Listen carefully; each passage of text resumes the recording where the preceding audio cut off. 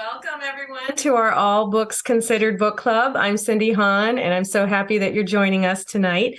It's my pleasure to host this evening's conversation with author Gigi Georges, who has written the book Downeast, Five Maine Girls and the Unseen Story of Rural America.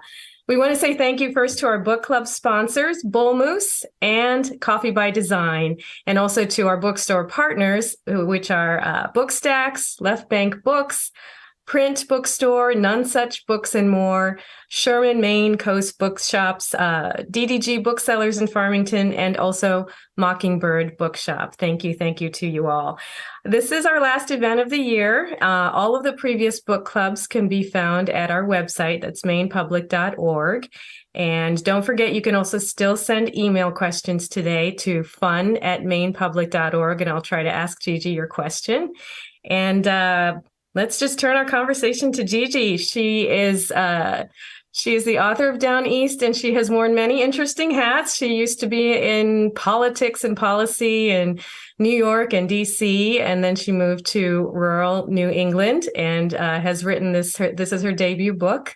It's gotten quite a bit of acclaim and praise. It's been on the Portland Press Herald bestseller list for quite a while now, and so happy for you, Gigi. Congratulations on the book. For having me this evening. It's great to be here. Sure. And so I just mentioned some of your interesting high-powered background. You worked in a very different area, and both physically and the subject matter. So just tell us a little bit about what you did and how that transformed into what you're doing now. Sure. So I come from a very urban background, Brooklyn, New York, born and raised, and was always interested in questions of policy and political science as I began to grow older and get into college and leave college. And so I ended up pursuing those interests in a very hands-on way by working in the political arena for some time, and then followed my passion for more public policy issues by working on urban issues, mostly education issues, questions of schooling in big cities like New York and like places. And I really hadn't focused much on the rural experience until I came out of my experience working in those urban areas and having the opportunity to work in the White House for some time, again, focusing on more urban policy questions. I came out of it, met my husband in New York, and he had been connected to Maine for some time. And he asked me if I would like to come up to Maine and see what it was all about. And I went, and I fell in love with Maine just as I fell in love with him. And we made the decision to leave New York for good and settle in northern New England between New Hampshire and Maine in Southwest Harbor, where we have a home and where we spend quite a bit of time throughout the year. So what happened when I started to spend more and more time in these places, and we began to raise our daughter, who is now 11, was that I became much more attuned to the dominant narrative about rural America, which tends to be, Cindy, as you know, and as so many people know, downbeat and negative in so many respects. It tends to focus on not only the significant challenges, which should be focused on, but on the route of escaping, rather than sort of the broader lens of what rural America has to offer. And I wanted to dig deeper and learn more about that, because what I was seeing in raising our daughter in these rural places was not in tune with that dominant downbeat narrative. And that's how I started on the journey of writing Downeast. Had you already had in mind that you wanted to write a book, and then this was the topic that just jumped out at you? Or did you just notice this all around you and just feel so compelled that you had to write the book? I think that I always, in my heart, wanted to write a book. And I had contributed to other books previous to this, but mostly in a more academic setting. I have my PhD in public policy. I had written quite a few more academic pieces and contributed to some larger volumes around questions of policy. So I knew that writing was in my heart, but I also knew when I started to see this phenomenon and think about this through a more personal lens, that I had a book in me that was more for a general audience, because I felt like there was a story to tell, and that story was centered on what I was seeing in terms of young women growing up in rural places, and specifically in Downeast, Maine. So those young women that you highlighted, each one is just such a distinct and strong character. And I'm wondering, how on earth did you figure out they were there and choose those five to focus on? So it was a little bit of a winding journey, but an amazing one to find these five young women. I knew that I wanted to focus in on Downeast, Washington County. I had had this incredible set of conversations with the then head of the Maine Seacoast Mission, Reverend Scott Planting, who I had gone to, and I had said, I feel like there's a different story to tell here, and I'm not sure really where to go. I know I want to go somewhere in Maine because we're based in Maine, we're in Southwest Harbor, but I'm not sure where to go. Can you help me? Can you help me explore this? And he said, look, we're sitting here we were in Bar Harbor at the time, where the Maine Seacoast Mission headquarters was at the time. And he said, you don't really have to go far to look at this. Just go up the road about an hour, and what you find there, I think, will surprise you. And so I did. I went there. He introduced me, the school superintendent there, to the principal of Narraguagus High, and they in turn introduced me to a number of young people in the high school. And they gave me the opportunity to just sit with them and talk with them, and off the record hear what they were thinking about and what their hopes and dreams were, what their challenges were. I spent time with them, and I realized almost immediately, Cindy, that there was a story to tell about young women, and from the perspective of young women, because these young women were excelling and in many ways surpassing the boys in extracurriculars, academics, leadership, in and out of the school, in so many ways. And so I set out to find five young women who, A, were willing to talk to me, and B, would sort of be broadly representative of that experience of what it was like to grow up as a young woman in Downeast, Maine. And that's how, with the help of the high school principal, who was extraordinary in every respect, I found these young women and was able to spend literally years hanging out with them and learning their stories. And I'm so grateful to that opportunity and what they gave me. That's the part I'm so interested in. It's like a documentary where you're the fly on the wall and you're just there with them, but we don't feel that you're there with them. You feel like you're immersed in their lives. How did you pull that off especially with teenagers, to be able to be just so intimately involved with their lives? What did that actually look like?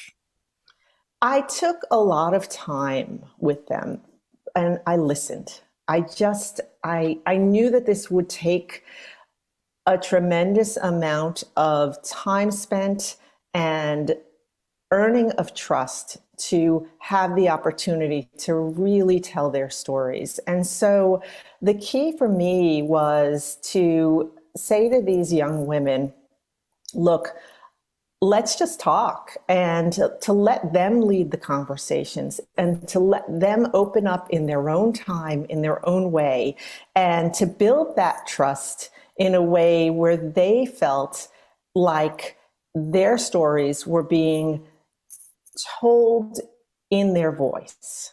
And that was the most important thing to me. I didn't want to come into this with any judgments, with any preconceived notions. It's very hard to do that. We all have our biases. We all have our sense of what we think the story is going to be.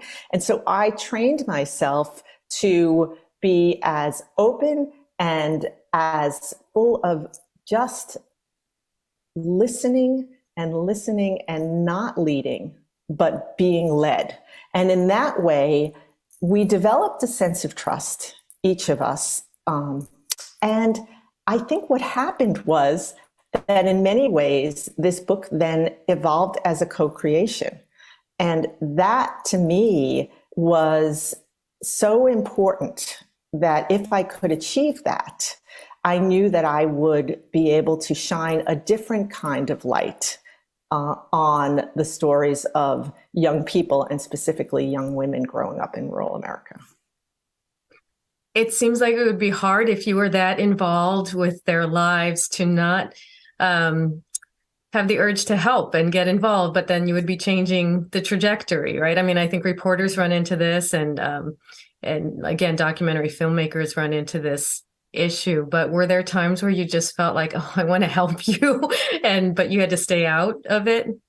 Yeah, there were so many times when I just had to hold myself back. And I knew, though, that it was incredibly important. I think of, these 5 young women, they're all growing up in an environment that is not easy, and each has their own challenges. And these are, as I know your listeners know, these are towns, and this is an area that has significant challenges: economic, social, drug addiction. We've all read and heard the stories. There were times, there was one in particular, I'll tell you, there's a young woman named Willow in the book, and she represents sort of the hardest time, the most challenges. Her father is drug addicted. He is physically and mentally abusive. It's a very, very tough situation. And yet she ends up being just an incredibly resilient young woman. But there were a number of times where she was talking to me in real time about some decisions that she was planning to make. One in particular, she was planning to pick up and move to Michigan with a young man that she had known for many, many years online and had developed a relationship with, but had never met. And she was thinking about toying with the idea of moving. And I remember just sitting there and biting my tongue and saying, "Don't do it, Willow, don't do it," in my head, and not being able to, having to have that poker face. That was maybe one of the toughest moments. And I'm happy to say that she did not make the decision to move to Michigan and is so happily ensconced Downeast to this day. But there were many such moments. I can just picture the mom instincts just telegraphing that message to her. And I would love to talk more about Willow and the other girls as well in a little bit, because each one of them, I think it'd be lovely to hear your take on them. But before that, maybe you could read a passage from the book so we can get a little taste of that. I'd be happy to do that. So I'm going to do a little bit of a setup, and it's a very short passage. So the setup is that it's 2016. And the scene is Downeast, Washington County. It's about an hour north of Bar Harbor, as I said, but a world away.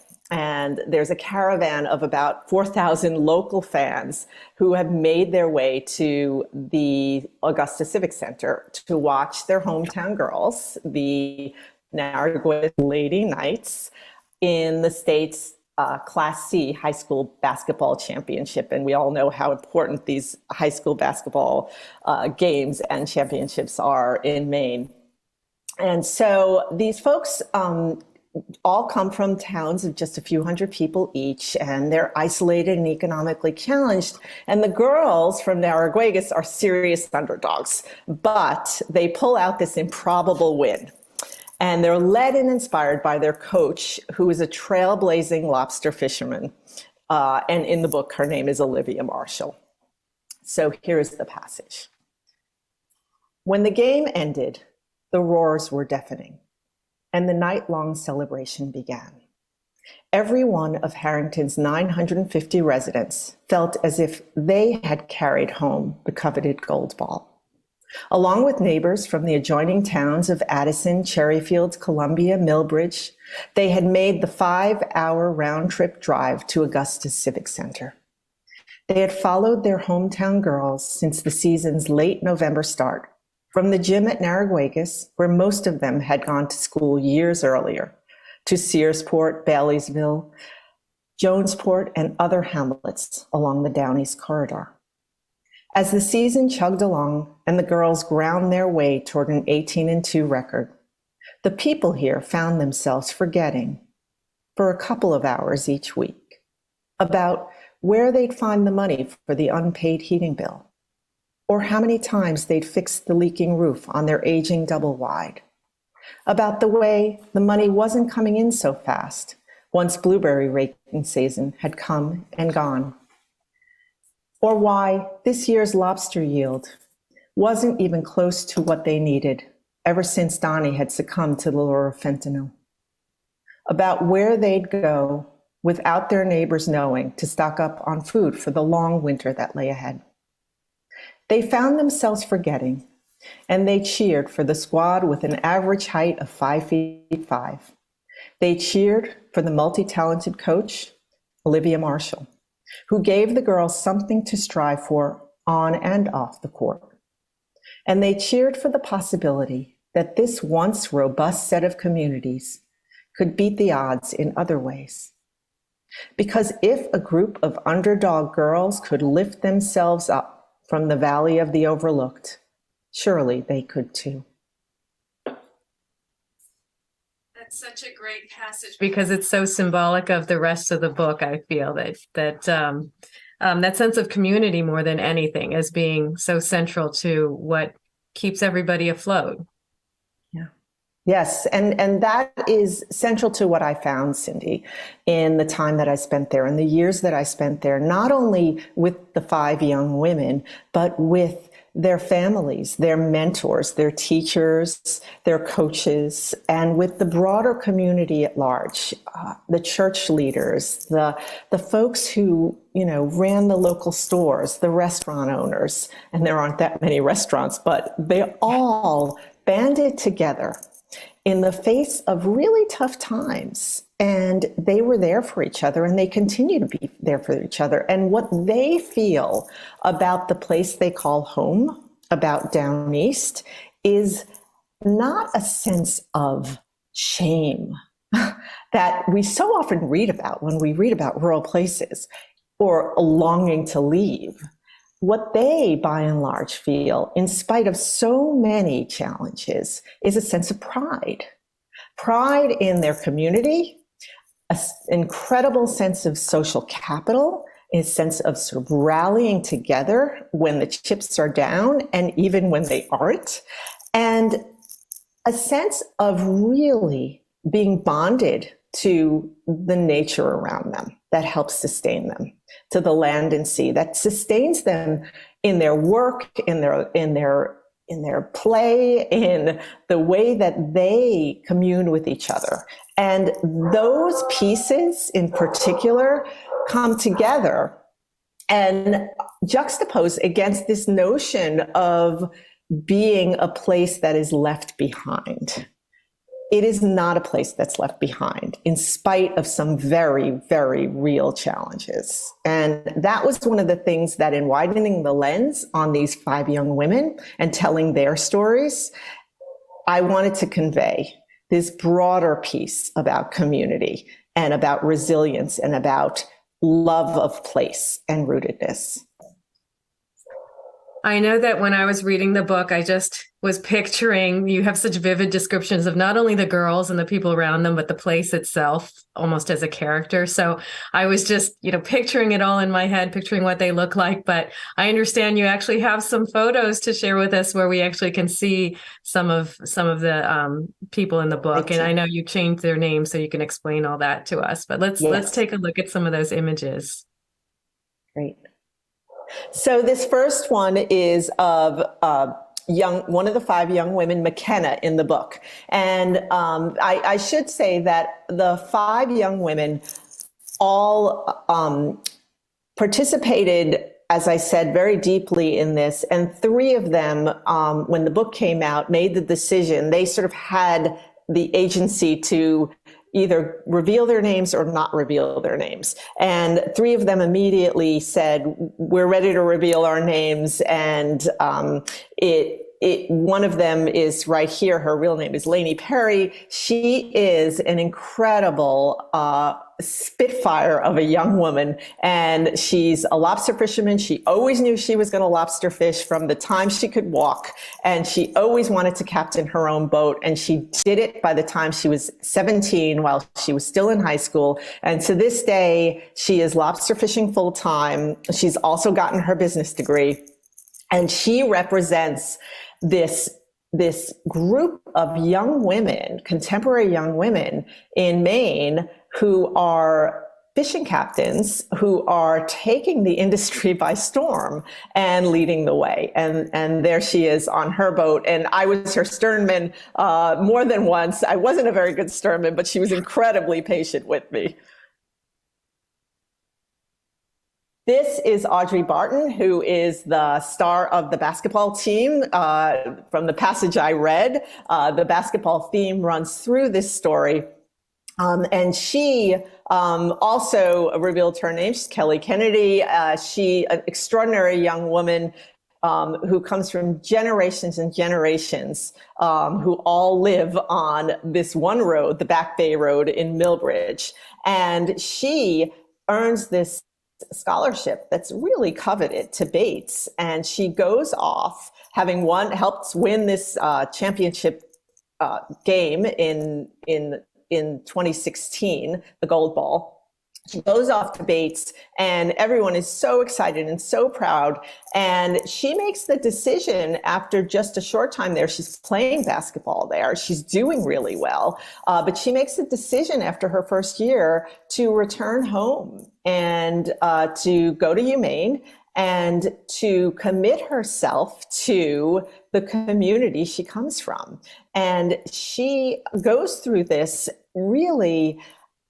People look at her and they say, well, why would you ever do that? Why would you give that away? And she never doubted that she wanted to be a part of the community that raised her, be a leader in the community that she came from. And it was a much better fit for her to be at UMaine, study speech pathology, and further herself in that respect, and still be able to coach the local basketball team and do all of the things that she wanted to do as a leader in her community. So this is just the Gold Ball winning basketball team, and you'll see that Audrey and McKenna are in there with the coach, Olivia Marshall, who also has done a number of interviews with me since the book came out. She's just a phenomenal person, Heather Thompson, and this is her boat. She's a lobster fishing boat captain. She's incredible. She does really well. Also, it comes from the area and decided to stay. And this is her boat, which she renamed the Gold Digger in honor of the Gold Ball winning team. This is one of the other young women in the book. She is Josie in the book, but her real name is Sophia DeSchiffert, and she was class valedictorian. She goes on to enroll in Yale, the second ever in the history of the high school to go to Yale. The first was her older sister, and she comes from a family of homesteaders. They're not multi-generational, but they make their way from Pennsylvania. They settle, and they are still incredibly a part of this community, leaders in the community. She has gone off to study archaeology since graduating from Yale, is doing phenomenally well, but she still remains incredibly tied to her community, to her family, and to the place that really raised her up. And I know if she doesn't return, will make a commitment, as she has said time and time again, to giving back to her community, because she still feels very tied to it. So this is me with Olivia Marshall.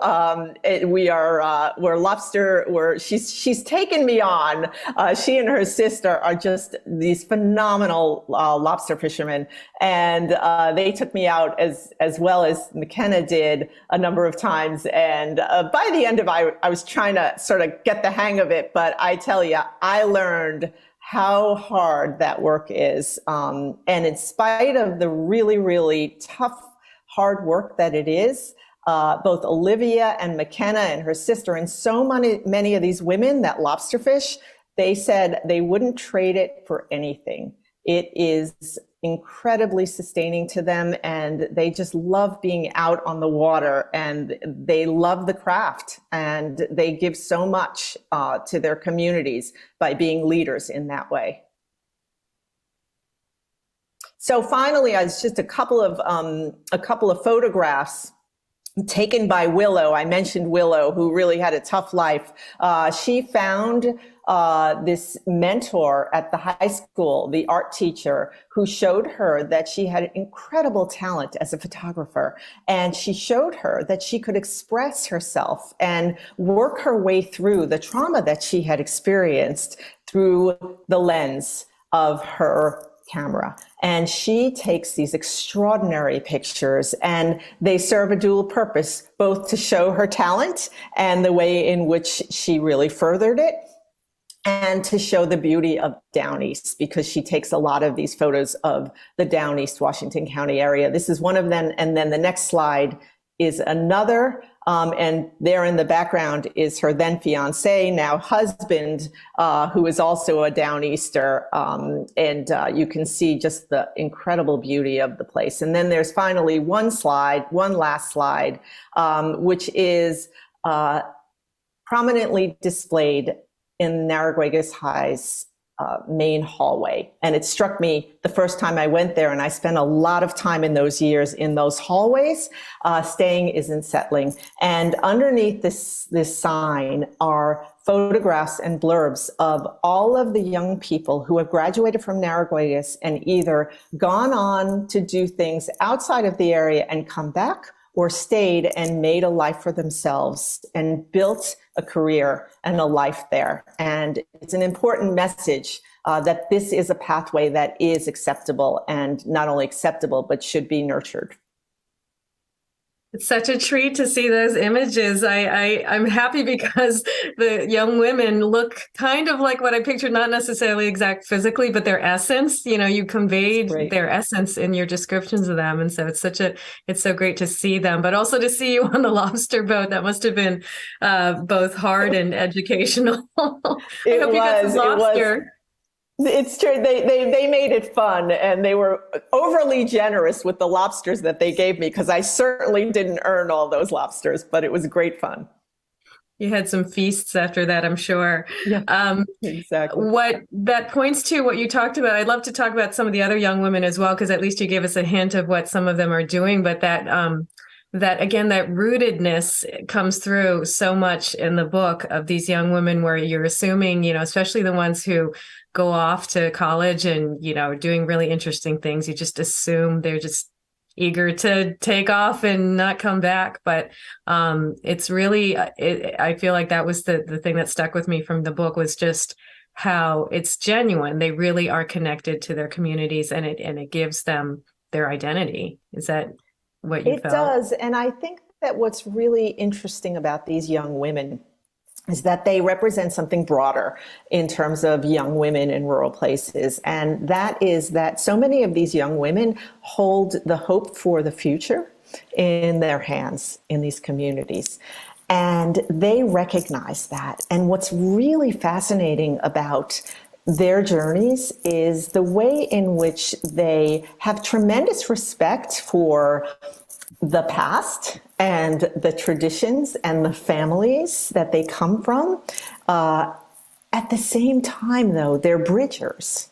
They're bridging to the future, and they're leading, and they recognize that there is a path forward that they can help ensure by sort of pushing at those boundaries. And they're very, very self-aware and self-possessed in how they do that. And I think it is incredibly artful in the way that these young women who are, they're not, they're 17, 18, 19 years old, right? They show such maturity along with that resiliency that they see the importance of their role in the community while still having a respect for those who come before them. And I think it's an important piece, and it's important too to sort of recognize that too often when we talk about the stories of rural people and even the stories of rural young people, we don't do so through the lens of young women. And I thought it was so important to give them a voice and to show the ways in which they are uniquely contributing to not only the larger picture, but the larger discussion.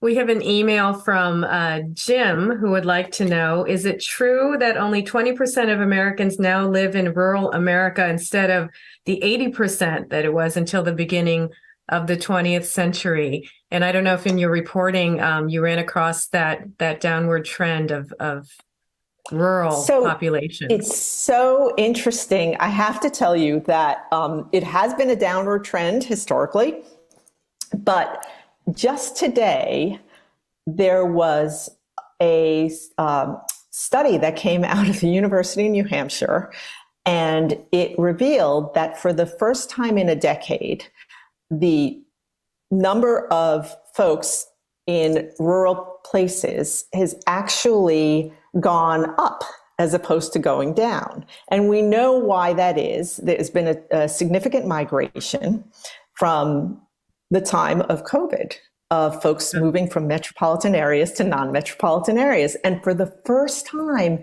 in a very, very long time, we're seeing a shift.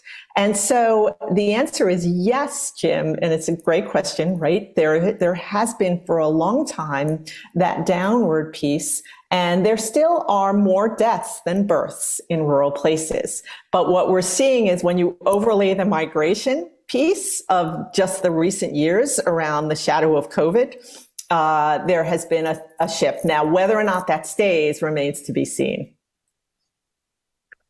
You mentioned three of the girls in the slides that we saw, and and it sounds like you stayed in touch and you know what they're all doing. Is that right? So let's hear a little bit about the other two and what they're up to. Sure. And I have to say, Cindy, one of the greatest gifts and greatest pleasures of doing this has been the way in which I've gained what I feel like are 5 nieces, and that we have a group chat, and they keep me apprised of what they're doing, and I nudge them to stay in touch, and they're really great about staying in touch, and that's wonderful. So we talked about 3 of the young women. The other 2 young women, equally phenomenal, face different kinds of challenges, but significant challenges. One of them is Vivian, who is Willow's best friend. And Vivian is an incredibly talented writer and an incredibly soulful person, a deep and soulful person. And she comes from one of the more established families in the region. And she struggles. She's very rebellious as she's growing up. She struggles to sort of break out of this set of expectations around her because she comes from this sort of more rarefied family. And her mom, unfortunately, suffers from depression, and the parents split up, and she goes through a very, very tough time as an adolescent. But she finds her voice through her writing.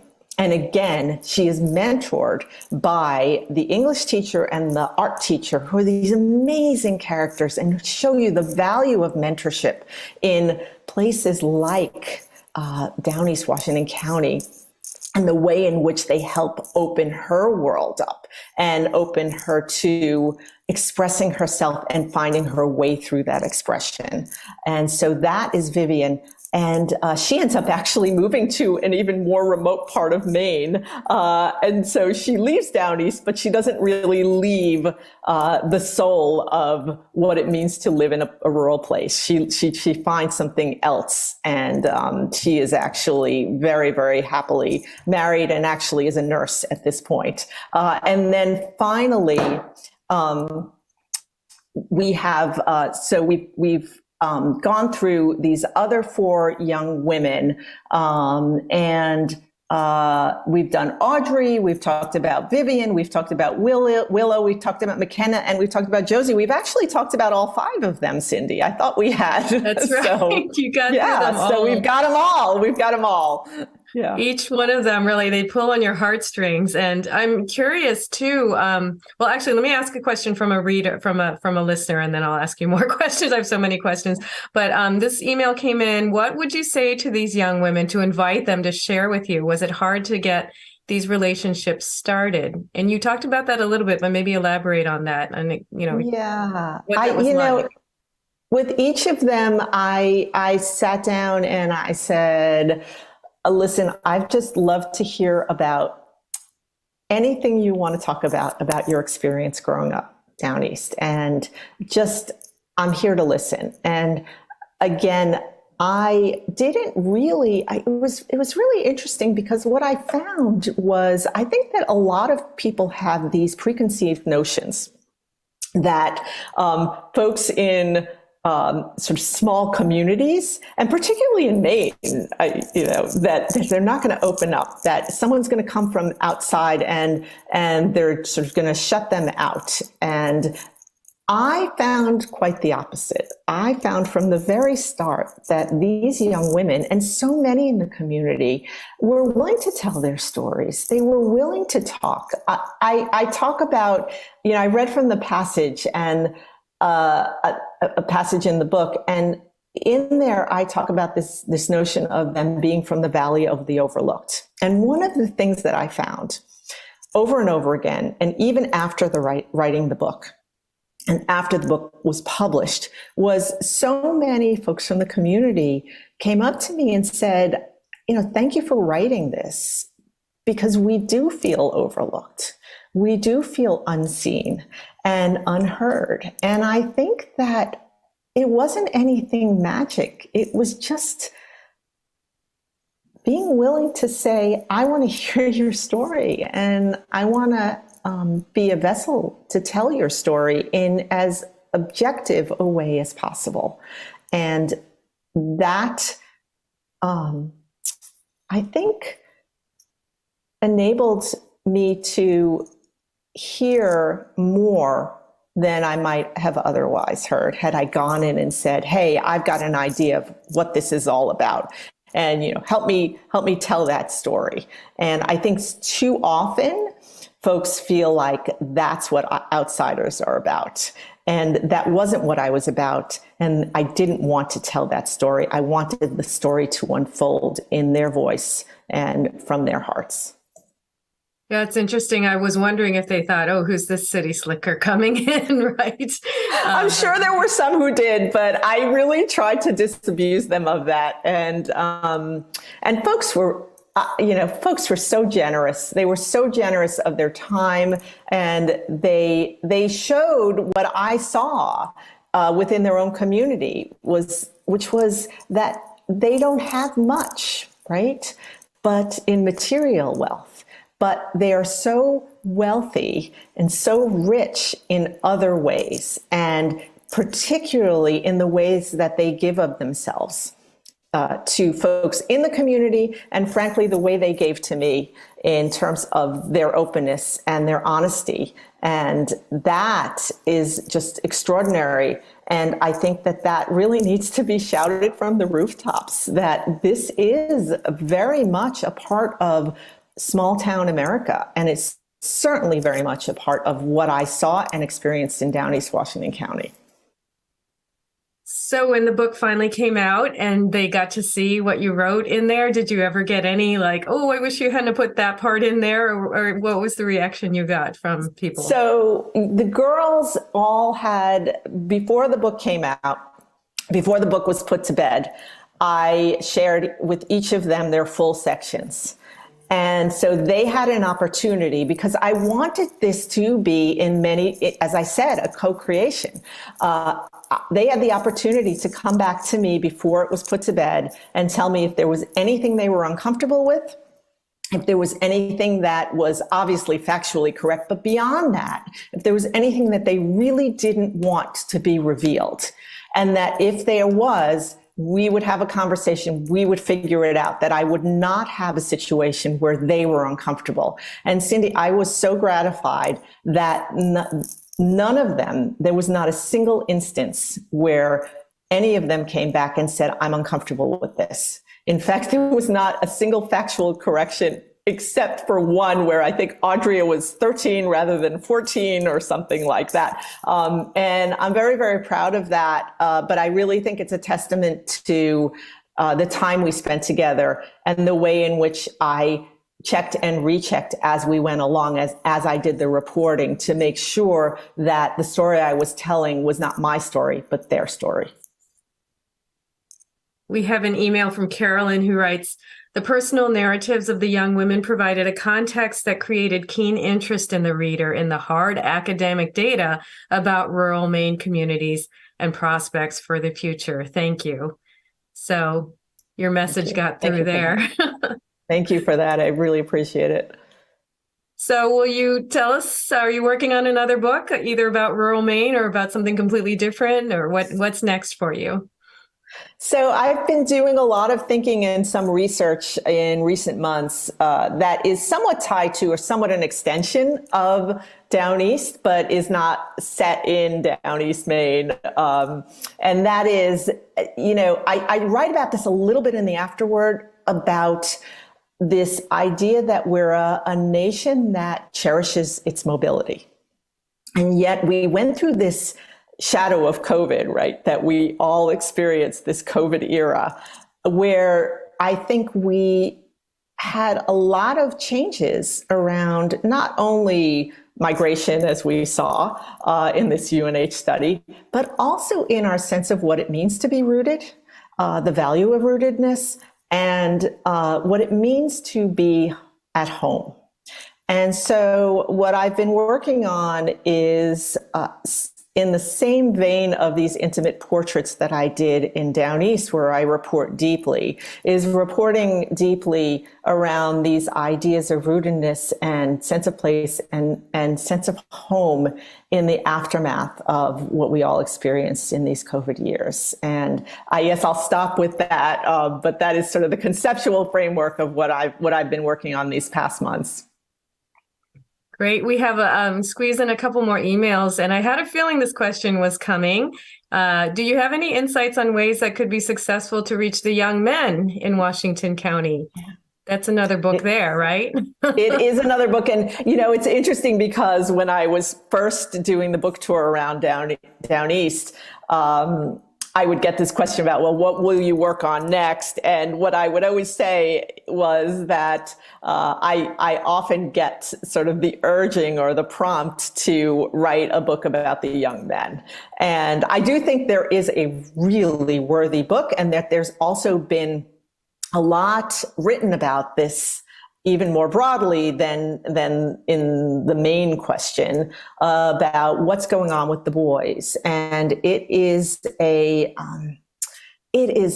just such a multi-layered question, and there are so many aspects to it that we don't really even have time to skim the surface of it. But what I will say is that in all of my conversations with folks across Maine and across America about Downeast, and I've been so gratified to be able to speak to audiences across America about this, that there have been so many insights that I've gained by talking to folks about what may be going on with the boys. And I think there is at least an article or maybe a book in that. So I'll have to maybe rethink it and revisit it.